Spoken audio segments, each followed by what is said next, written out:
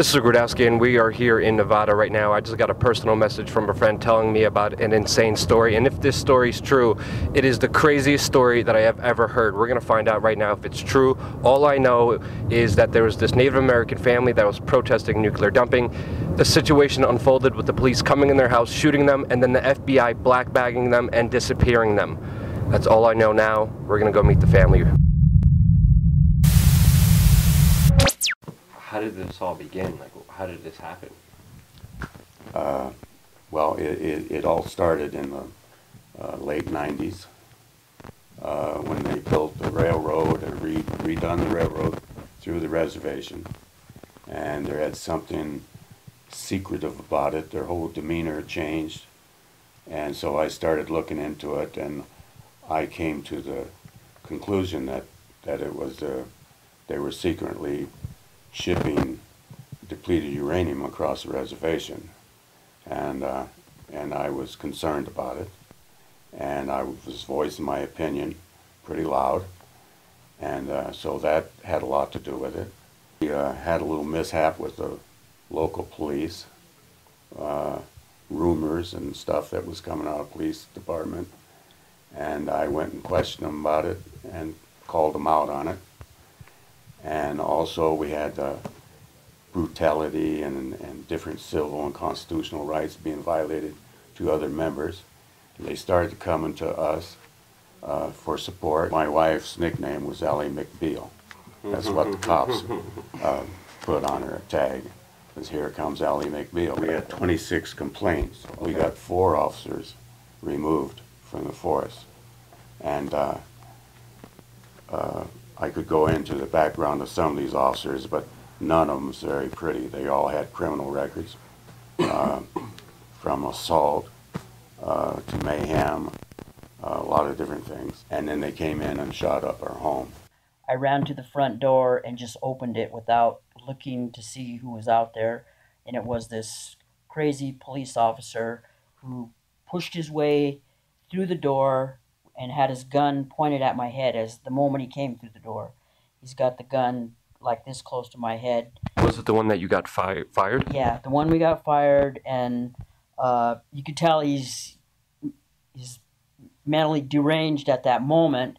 He doesn't say anything like I have a search warrant or anything, or that I'm a police officer or anything. He just has the gun at my head. I'm looking at the barrel of the gun. He's looking crazy, you know, and he doesn't say anything, and I have enough time to ask him again, what are you going to do? Are you going to shoot me? But, you know, I'm backing up. By that time, he grabs me with the other free hand. He's got the gun still pointed at my head. He pulls me to the front door and hands me to 2 other officers that are at the front door. At that moment, I realize he's here to shoot us. Okay. By that time, Jacob gets out of bed, and he has our dog, who she was a German Shepherd Rottweiler mix. She's kind of a big dog. Anyway, she's sleeping in his bedroom. They come running down the hallway and get through the living room and to the front room. I'm down on the ground when Joe starts firing. He's back in the house, and he starts shooting. It was just a moment of silence because he's shooting. Me and the officers all look to see him shooting the dog in the living room. The dog comes around in front of him and takes the bullets. It's just a bunch of chaos, screaming from my wife hysterically, and all I could make of it is help me, and it was just a commotion that was unbearable. And so I jumped out of bed, and I had one leg in my pants. I was dancing around trying to get my pants on, and then all of a sudden I heard gunshots. I peered over this partial wall, and just in time to see this big, large person, 300 plus pounds, and Jacob behind him on the ground, or on the floor in front of the fireplace. And just about the time I looked over this wall, there was another loud gunshot, and a bunch of blood and stuff came out of the back end of Jacob. And anyway, the cop by that time was on one knee with his weapon pointed at his head. And that's when I intervened, and I started screaming at him. And then he rolled over and started just shooting everywhere. He fired over 13 times total. He shot, and the hell with it, I got a right to protect myself, you know, so I fired back. And I didn't aim or anything else, I just put the gun over the wall and just shot. And, but I just, in an instant, I recognized as the cop that we had removed. I knew it was a cop by then. And that's the only persons that I saw was Jacob and this one big fat cop. And so I figured their only way out of this is to get rid of this gun and surrender, you know, because they're going to finish what they started, you know. And so I ejected the clip out of my gun. It was a .45 automatic. And I raised up above the wall with the clip in one hand, the gun in the other hand, over my head like this. And when I raised up, he shot through the wall. And that's when I took the bullets. I was on the floor, and I could see the bullets bouncing around my belly. And so anyway, that was as far as I got. And I was totally nude. I didn't have a stitch of clothes on. And so anyway, it went deathly quiet, and I came conscious about 2 to 3 hours later, and I hollered out, was there anybody out there? And then I heard a voice over a bullhorn telling me to put my arms up in the air behind my back and do this and do that. And I advised them that I was paralyzed, I couldn't walk. So then they instructed me to put my hands above my head and pull myself out by my fingertips, which I did. Eventually, I passed out 2 or 3 times before I finally got to the front porch. And then they told me to continue pulling myself down the porch and down the driveway to where they were at. And I told them, you know, I just couldn't do it. And I passed out again. And the next thing I knew is one person had me by one arm and another by the other. And they just dragged me across the cement and down the gravel driveway, threw me in the back end of a pickup like a dead deer. And then they drove up to the top of to the end of the driveway, the top of the hill. And after that, I don't remember anything.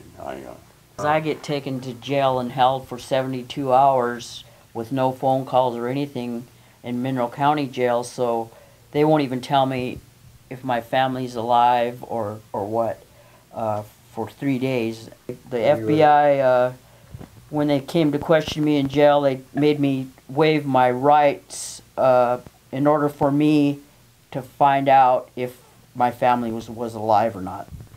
I laid there in the induced coma, and they all expected me to die. They gave me every opportunity, and stubborn as I am, I didn't take it. But I was arrested while I was in a coma. They rolled me out to a waiting vehicle. They shackled me up and made sure I stood there and got nice and wet. I was also contacted staph infection while I was in there, so I wasn't in real good shape. And so they transported me down Highway 395, and we passed the exit to the airport. I wasn't upset because I knew I was supposed to be transferred to this medical center. And so when we passed the airport turnoff, I asked him, where the hell are we going? And he says, none of your effing business, you'll really enjoy it. And so they kept on going. They took me to Carson City, Northern Nevada Correctional Center, and at about 11:30 they finally got through processing me into the prison, and they took me to the furthest most unit, which is Unit 8, and put me in total lockdown isolation. Processed you as Lewis Puller. Oh yeah, fictitious name. Yeah. From the time I was arrested and the feds removed me out of the authority of the hospital, they had me bouncing around different rooms. they had me booked underneath the name of Lewis Puller. And that's what they booked me into the prison as, Lewis Puller. They denied my family access to where my whereabouts was. They denied that I was even there. And so being that I was booked into the federal prison as a federal safekeeper, I wasn't allowed medical attention. The doctors couldn't touch me. All they were to do was to house and feed me. And so that's where I stayed until late in April, in a room, 24/7, no exercise, just a room about this size with a angle iron bed, I guess you call it, a rack or a cot. Nothing else in the room. No television, no papers, no nothing. No visitors, no telephone. I mean, they was just trying to break me down. I was held as a federal safekeeper, same as a terrorist. How long were you in jail for? I was in jail from February 9th is when they transferred me from the hospital to the jail, and I didn't get released until May 18th. Wow. All in solitary? Yeah, total. Wow. 2 doors to get to me. I couldn't even talk to anybody if they was walking by.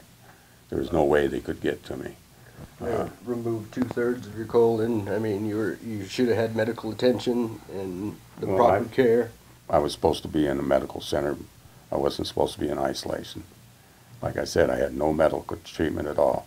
The prison doctor came in and talked to me and explained it to me that because I wasn't not a convicted state inmate, that I was just being held by the form for the feds, and that she could not, I could not receive any medical treatment whatsoever, unless it was, if I had a heart attack and I was laying down dying, then out of humanity, they would have to send me to the hospital. But as far as treatment, I couldn't get what I needed in the state prison.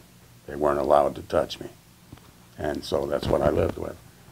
No pain pills. Wow. The guards treated me inhuman.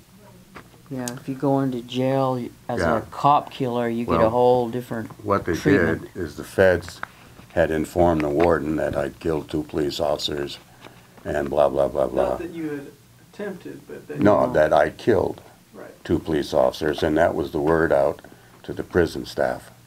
And the doctor, it was a lady, Dr. Getney, she came in and talked to me and told me why I couldn't get medical treatment. And then she told me she told me that I would be going to federal prisons and all this. And I said, well, what are you talking about? And she says, well, you're charged with 2 counts of murder. And I said, no, that's wrong. And the next time that I talked to her, I had got my legal papers. They couldn't keep those from me, and they were given to me by my public defender, which is another story all by itself.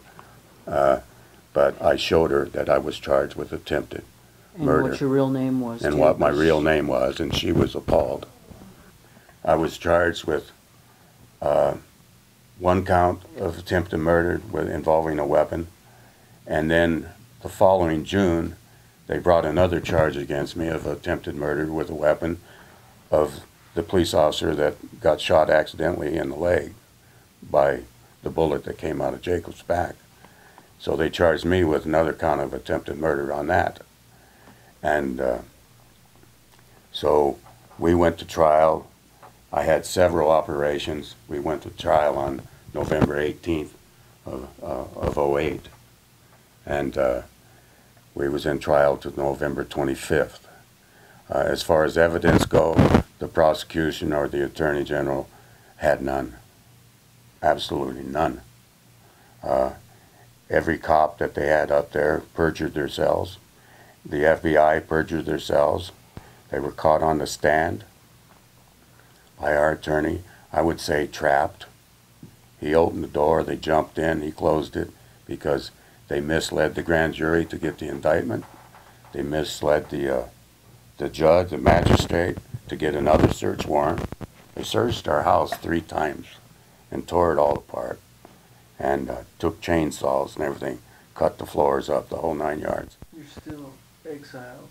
Yeah, and I'm still exiled to this day. I can't go to my own house. Even though you were found innocent on all charges. Found innocent, the jury was out 25 minutes. I still have criminal charges pending. He still got my bail, but his charges, he was exonerated from the 2 counts of attempted murder. Wow. But they don't want to address mine. Wow. It's never been dismissed. She was arraigned.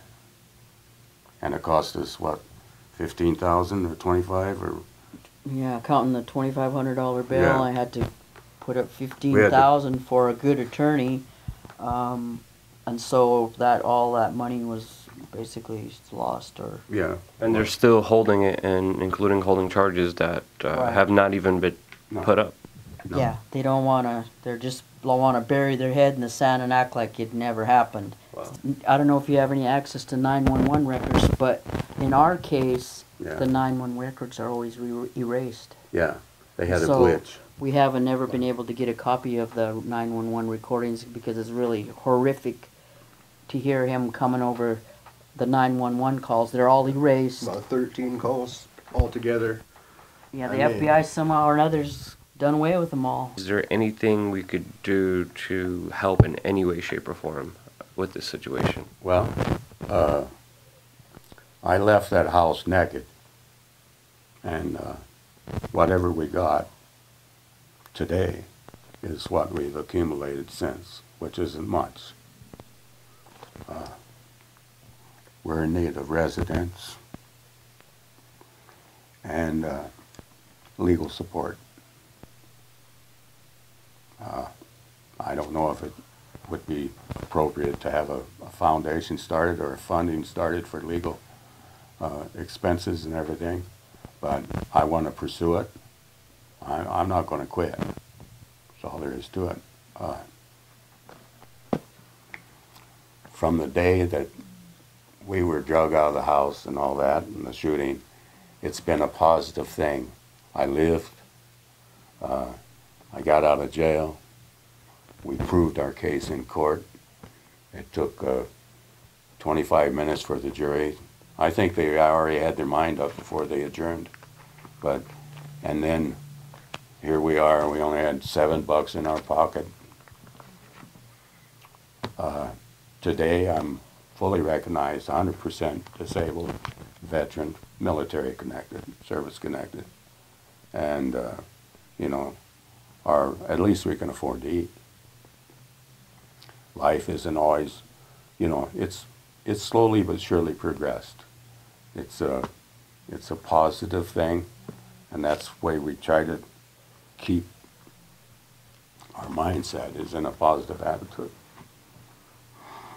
Definitely. I'd just like to say thank you to you personally, but yeah, as far as the incident, I wouldn't change anything. I wouldn't be the person I am right now had this not happened to our family.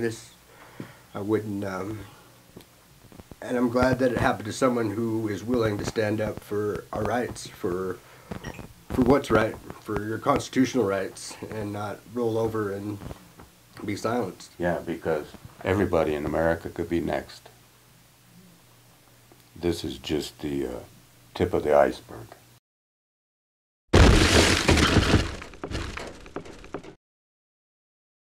Here's fully loaded assault rifles. The gun finger, it's all you can see on the trigger. You know, I only have one thought, and that thought is, you know, the children and their mother. I'm the officer that refused to remove his mask when asked to by the police department.